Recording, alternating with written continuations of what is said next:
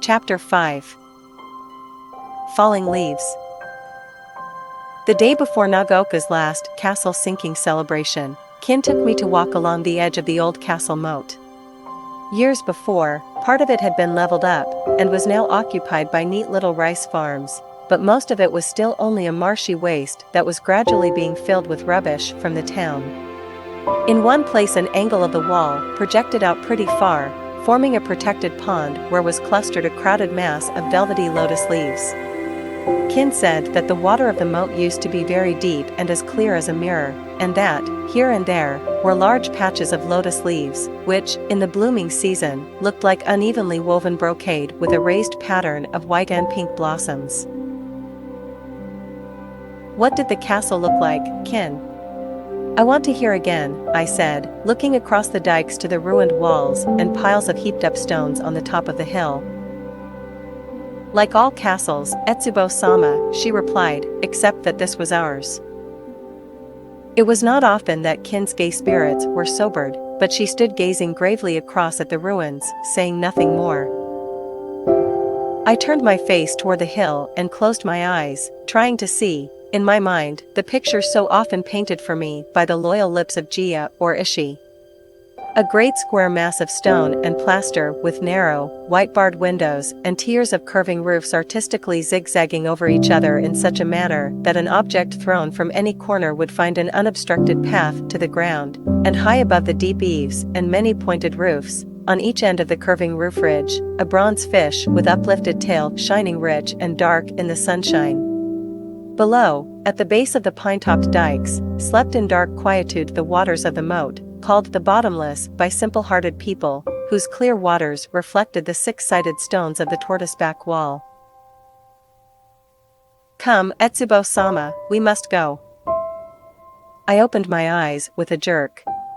Nothing of the picture was there except the dikes that once formed a protection from flying arrows and shooting spears, and now were only hilly, peaceful vegetable gardens. All of this ground beyond, said Kin, with a wide sweep of her hand as we started toward home, was once covered with beautiful gardens of noble retainers whose mansions were gathered about the outer wall of the castle. Now all that beauty is crushed into hundreds of plain little farms, and some of them, like ours, are plowed by the unused hands of vassals of the ancient glorious. Kin was quiet all the way home, and I walked soberly by her side, with my bright anticipations for the morrow's celebration somewhat dampened. Castle sinking is a term used in Japanese literature to describe the sublime desolation of the useless castle of a conquered people. The new government was both wise and generous in its endeavor to help its subjects adjust themselves to the puzzling situation which confronted them at the close of the war, but Nagaoka people were slow to forget.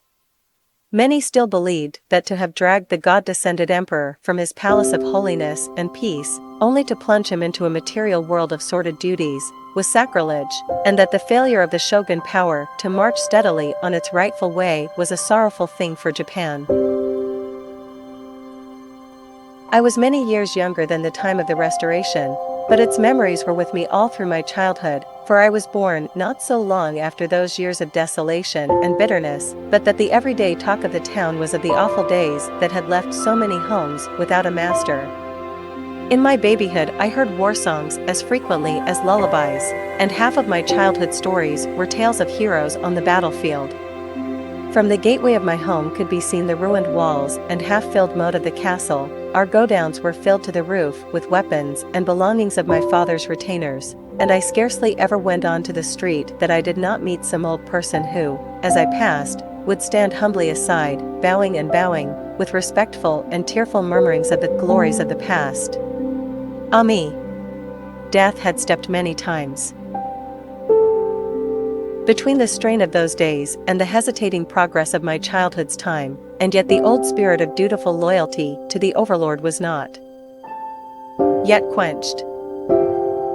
May 7, 1869, was the day on which all power was removed from Nagaoka Castle by the new government, and after the bitterness of the first few years had passed, the anniversary of that day was always observed by the samurai families of the town.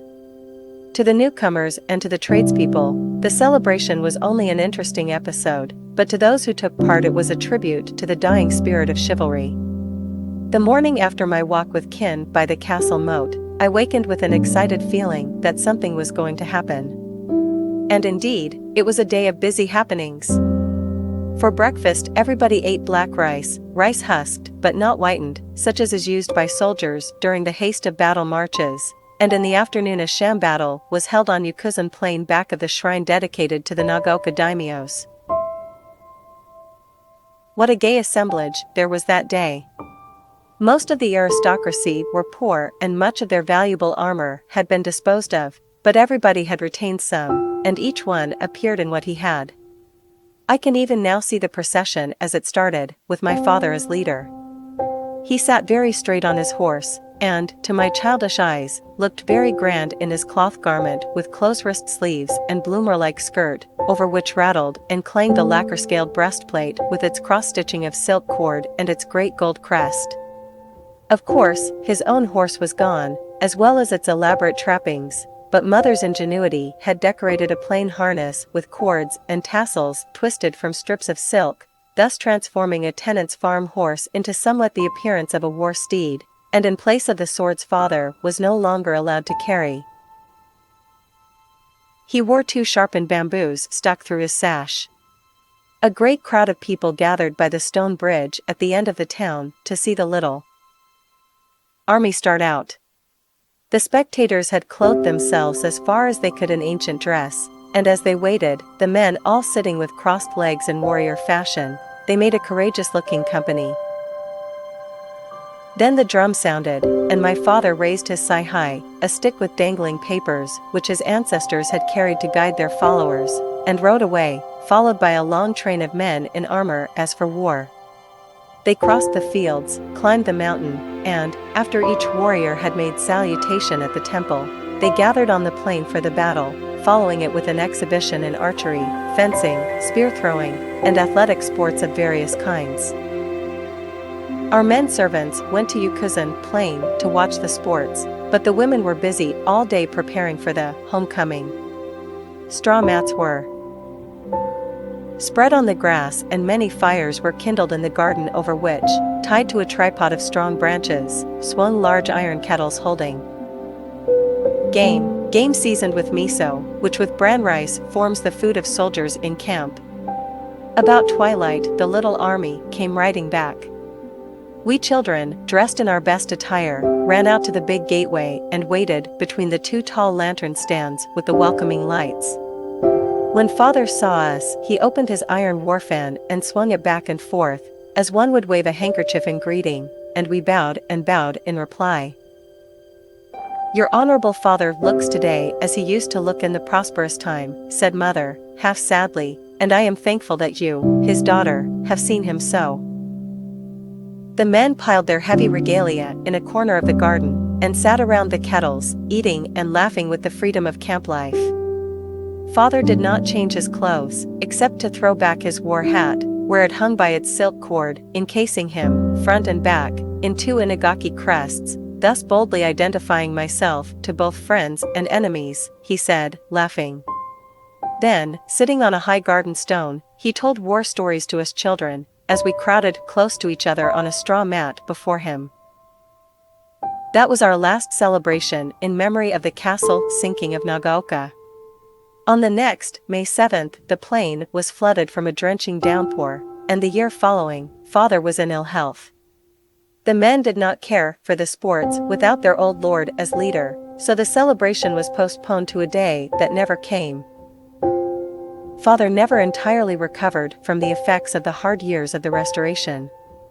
Each one as it passed left him looking less like the sturdy, ambitious youth, for he was only 30 at that time, who had held the reins of excited Nagaoka during those desperate days, but his brave, cheerful spirit remained unchanged. Even through the first erratic years of Japan's struggle to gain a foothold in the New World, when people were recklessly throwing off the old and madly reaching out for the new, father had gone on his way, calm and unexcited. He held, with the most progressive men of his day, a strong belief in the ultimate success of Japan's future, but, and in this he received little sympathy, he also retained a deep reverence for the past.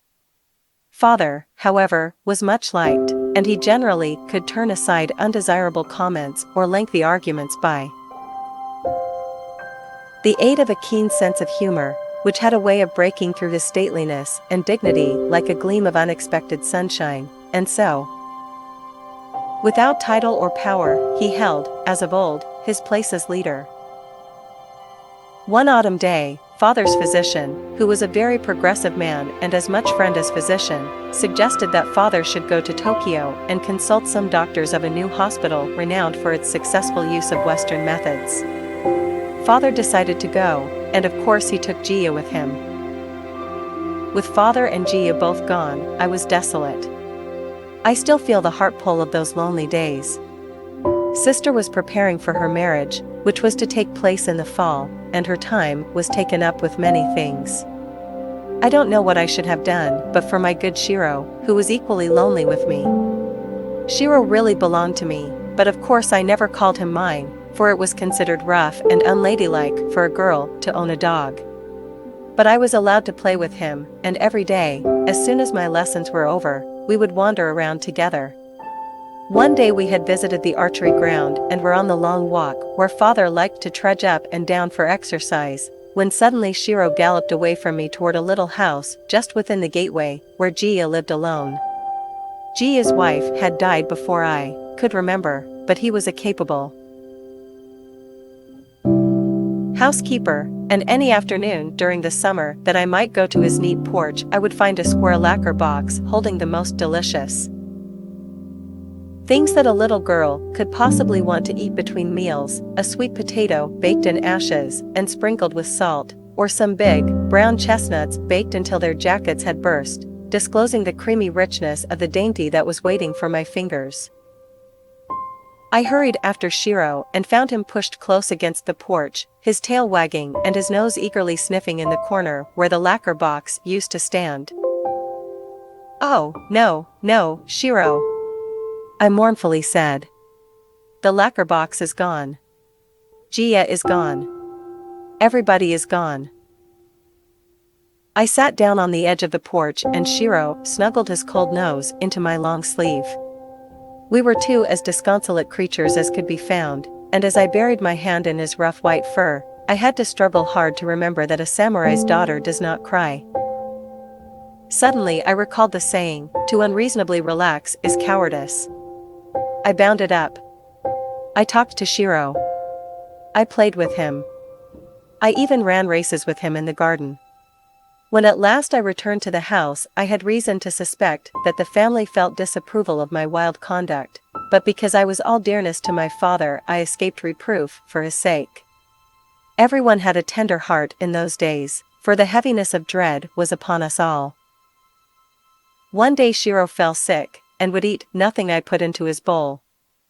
I had a childish feeling that if he would eat he would get well, but that day happened to be the death anniversary of an ancestor, and was therefore a day of fasting.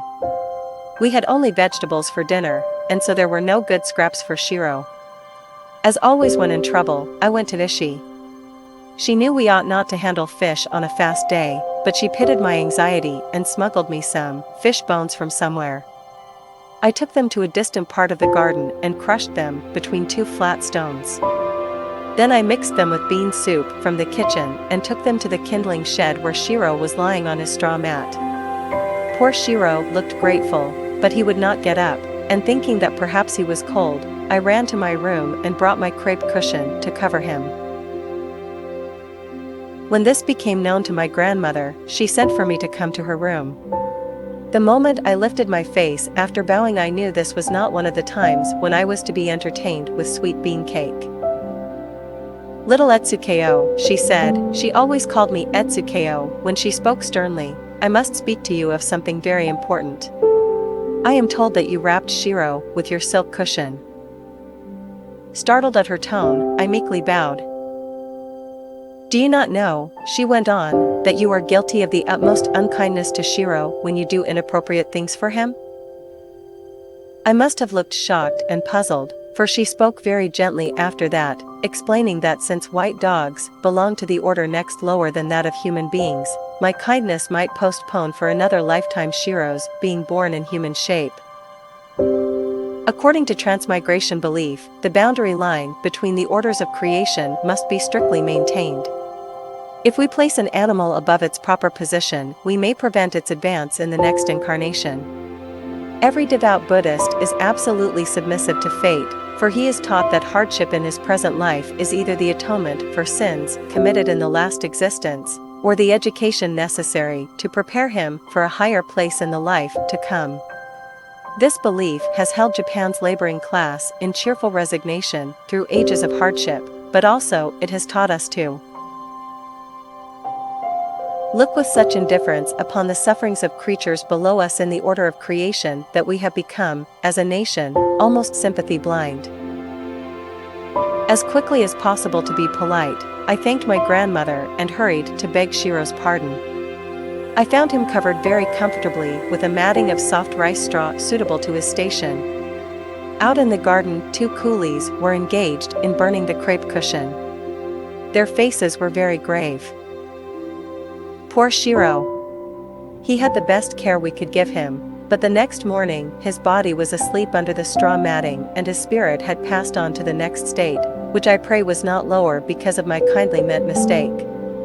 He was buried in the sunniest corner of the garden, beneath a big chestnut tree where many an autumn morning he and I had happily tossed and caught the fallen brown nuts. It would never have done for Shiro's grave to be publicly marked, but over it my father quietly placed, on his return, a small gray stone, in memory of his little girl's most faithful vassal. Alas! Before the chestnut burrs were spilling their brown nuts over Shiro's grave, my dear father had been laid to rest in the family burial ground at Chokoji, and one more tablet had been placed in the gilded shrine before which every morning and evening we bowed in love and reverence.